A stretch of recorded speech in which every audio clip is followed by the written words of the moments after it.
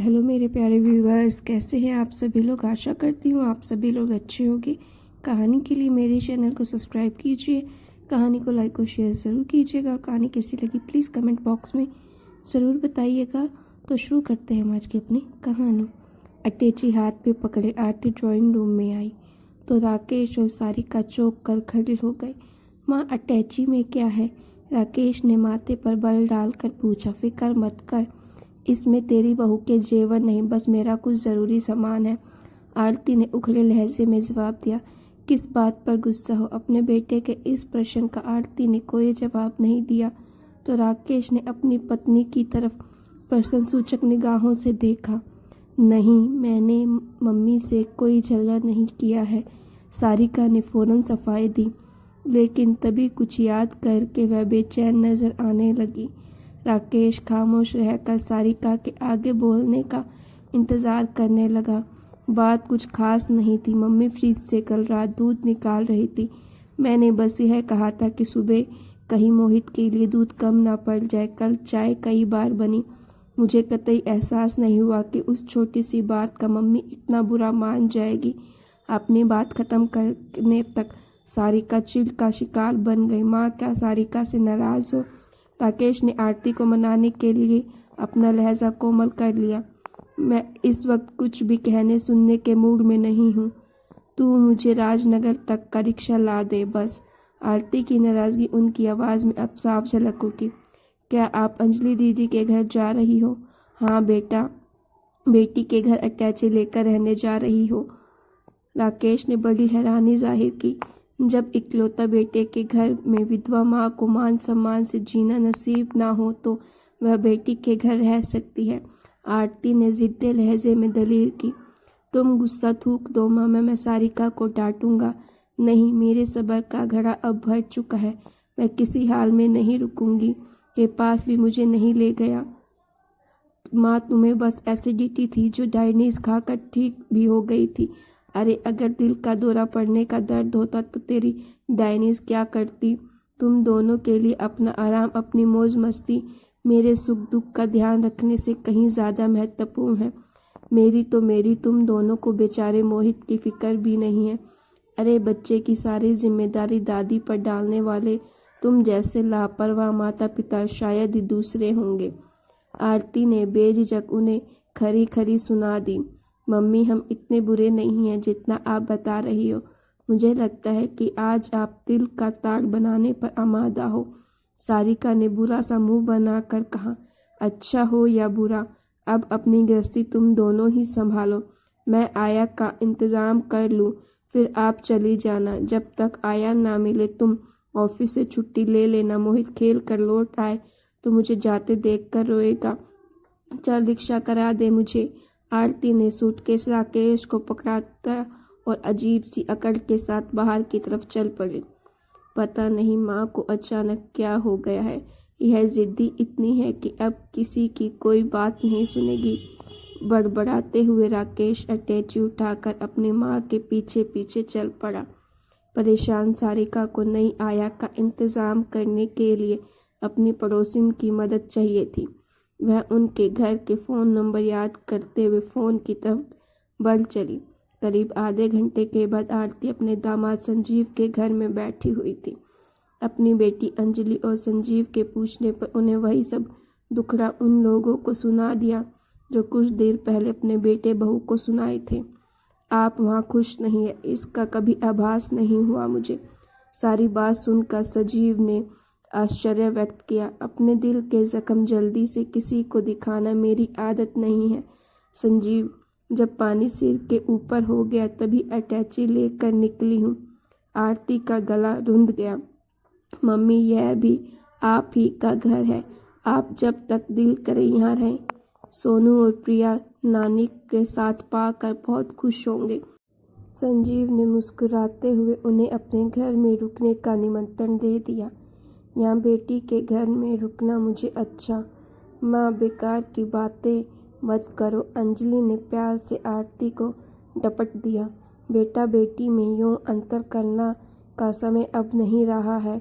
जब तक मैं उस नालायक राकेश की अकल ठिकाने न लगा दूँ तब तक तुम आराम से यहाँ रहो। बेटी आराम करने के चक्कर में फंस कर ही तो मैंने अपनी यह दुर्गति कराई है। अब आराम नहीं, मैं काम करूँगी। आरती ने दृढ़ स्वर में मन की इच्छा जाहिर की। मम्मी, इस उम्र में क्या काम करोगी आप, और काम करने के झंझटों में क्यों फंसना चाहती हो? संजीव परेशान नजर आने लगा। काम मैं वही करूँगी जो मुझे आता है। आरती बेहद गंभीर हो उठी। अब अंजलि के पापा इस दुनिया में अकस्मात चले गए। तब यह 8 और राकेश 6 का थे। मैं ससुराल में नहीं रही क्योंकि मुझ विधवा की उस संयुक्त परिवार में नौकरानी की हैसियत थी। अपने आत्मसम्मान को बचाए रखने के लिए मैंने ससुराल को छोड़ा। दिन में बढ़िया पापड़ बनाती और रात को कपड़े सिलती। आज फिर मैं सम्मान से जीना चाहती हूँ। अपने बेटे बहू के सामने हाथ नहीं फैलाऊंगी। कल सुबह अंजलि मुझे लेकर शीला के पास चलेगी। यह शीला कौन है? संजीव ने उत्सुकता दर्शाई। मेरी बहुत पुरानी सहेली है। उसने बढ़िया पापड़ बनाने का लघु उद्योग कायम कर रखा है। वह मुझे काम देगी। अगर रहने का इंतजाम भी उसने कर दिया तो मैं यहाँ नहीं मम्मा, माँ तुम यहीं रहोगी। अंजलि ने उन्हें अपनी बात पूरी करने नहीं दी और आवेश भरे लहजे में बोली, जिस घर में तुम्हारे बेटे बहुत ठाठ से रह रहे हैं वह घर आज भी तुम्हारे नाम है। अगर बेघर होकर किसी को धक्के खाने ही हैं तो वह तुम नहीं, वे होंगे। तू इतना गुस्सा मत कर बेटी। माँ ने तुमने कभी अपने दुख दर्द की तरफ पहले जरा सा इशारा किया हो तो अब तक मैंने राकेश और सारिका के होश ठिकाने लगा दिए होते। अब मैं काम करना शुरू करके आत्मनिर्भर हो जाऊंगी तो सब ठीक हो जाएगा। मुझे तुम पर गर्व है माँ। आरती के गले लगकर अंजलि ने अपने पति को बताया। मुझे वह समय याद है जब माँ अपना सुख चैन भुलाकर दिन रात मेहनत करती थी। हमें ढंग से पाल पोस कर काबिल बनाने की धुन हमेशा इनके सिर पर सवार रहती थी। आज राकेश बैंक ऑफिसर और मैं पोस्ट ग्रेजुएट हूँ तो यह माँ की मेहनत का ही फल है। लालच है राकेश पर जो आज वह माँ की उचित देखभाल नहीं कर रहा है। मेरी यह बेटी भी कम हिम्मती नहीं है। संजीव, आरती ने स्नेह से अंजलि का सिर सहलाया। पापड़ बढ़िया बनाने में यह मेरा पूरा हाथ बटाती थी। पढ़ने में हमेशा अच्छी रही। मेरे बुरे वक्त ना होता तो जरूर डॉक्टर बनती मेरी गुड़िया। आप दोनों बैठकर बातें करो, मैं ज़रा एक बीमार दोस्त का हाल चाल पूछने जा रहा हूँ। मम्मी, आप यहाँ रुकने में ज़रा भी हिचक महसूस न करें। राकेश और सारिका को मैं समझाऊंगा तो सब ठीक हो जाएगा। संजीव उनके बीच से उठकर अपने कमरे में चला गया। कुछ देर बाद वह तैयार होकर बाहर चला गया। उसके बदन से आ रही इत्र की खुशबू को अंजलि ने तो नहीं आरती ने जरूर नोट किया। कौन सा दोस्त बीमार है संजीव का? आरती ने अपने स्वर को सामान्य रखते हुए अंजलि से पूछा। मुझे पता नहीं, अंजलि ने लापरवाह स्वर में जवाब दिया। बेटी, पति के दोस्त की उसके ऑफिस की गतिविधियों की जानकारी हर समझदार पत्नी को रखनी चाहिए। माँ, 2 बच्चे को संभालने में मैं इतनी व्यस्त रहती हूँ कि इन बातों के लिए फुर्सत ही नहीं बचती। अपने लिए वक्त निकाल कर बन सवर कर रहा कर कुछ समय वहाँ से बचाकर संजीव को खुश करने के लिए लगाएगी तो उसे अच्छा लगेगा। मैं जैसी हूँ उन्हें बेहद पसंद हूँ। माँ, तुम मेरी फिक्र ना करो। और यह बताओ कि क्या कल तुम सचमुच शीला आंटी के पास काम मांगने जाओगी? अपनी आंखों में चिंता के भाव लाकर अंजलि ने विषय परिवर्तन कर दिया था। आरती काम पर जाने के लिए अपने फैसले पर जमी रही। उनके इस फैसले का अंजलि ने स्वागत किया। रात को राकेश और सारिका ने आरती से फ़ोन पर बात करनी चाहिए पर वह तैयार नहीं हुई। अंजलि ने दोनों को खूब डांटा। सारिका ने उसकी डांट खामोश रहकर सुनी पर राकेश ने इतना ज़रूर कहा, माँ ने कभी पहले शिकायत का एक शब्द भी मुंह से निकाला होता तो मैं ज़रूर कार्रवाई करता।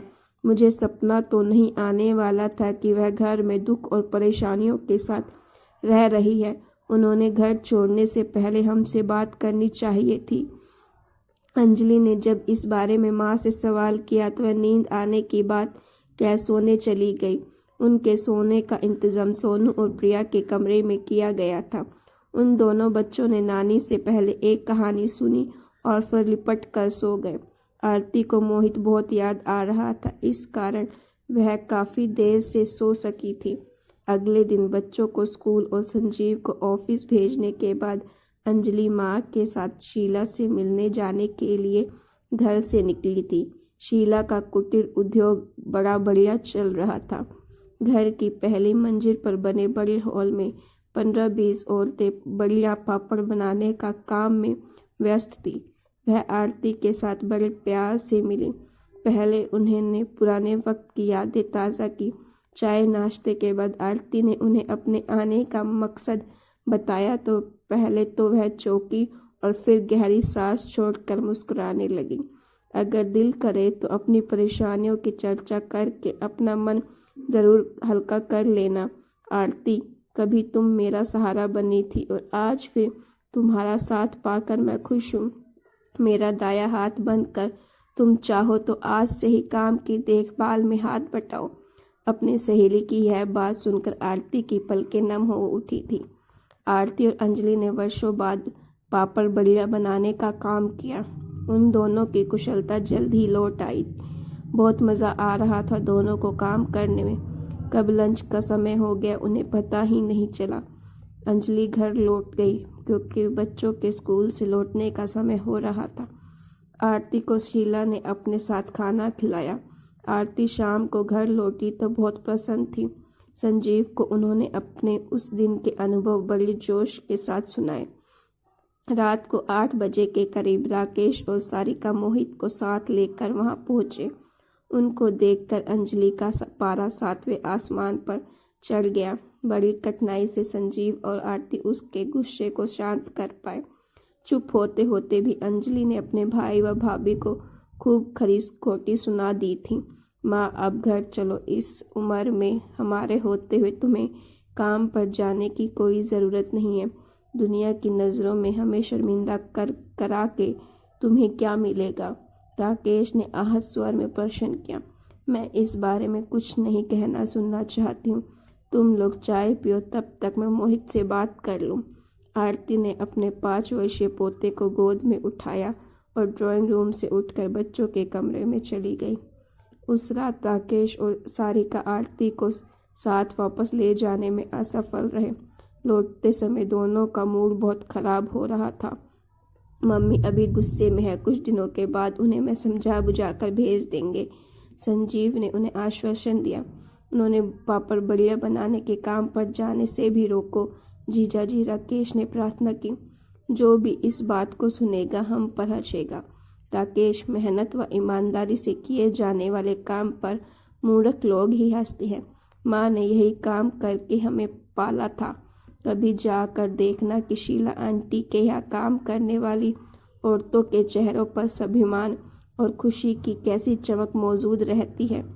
थोड़े से समय के लिए मैं भी वहाँ रोज जाया करूँगी माँ के साथ।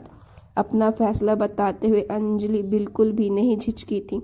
बाद में संजीव ने उसे काम पर ना जाने के लिए कुछ देर तक समझाया था, पर अंजलि ने भी अपना फैसला नहीं बदला। मेरी बेटी कुछ मामलों में मेरी तरह से ही जिद्दी और धुन की पक्की है संजीव। यह किसी पर अन्याय होते भी नहीं देख सकती।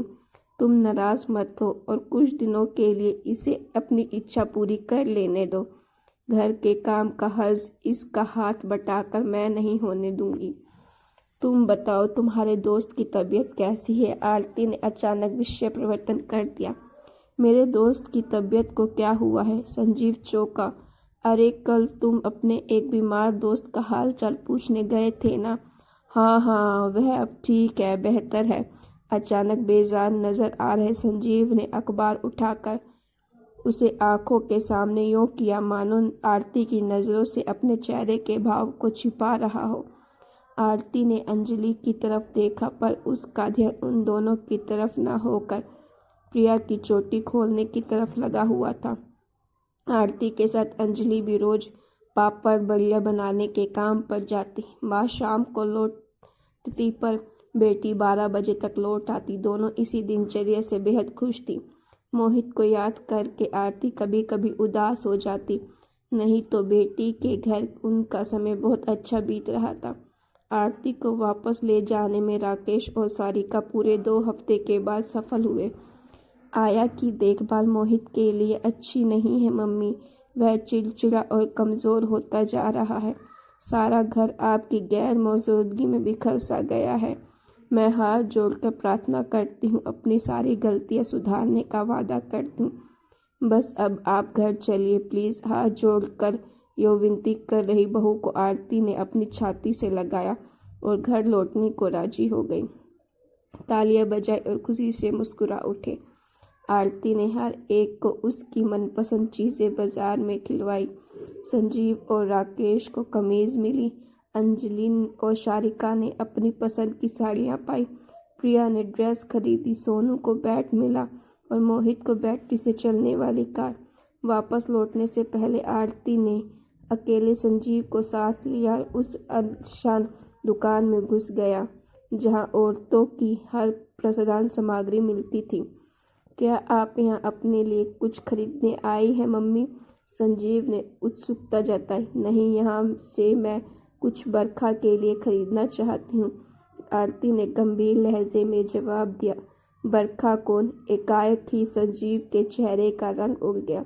तुम्हारी दोस्त जो मेरी सहेली उर्मिला के फ्लैट के सामने वाले फ्लैट में रहती है, वही बरखा जिससे मिलने तुम अक्सर उसके फ्लैट पर जाते हो, जिसके साथ तुमने गलत तरह का रिश्ता जोड़ रखा है।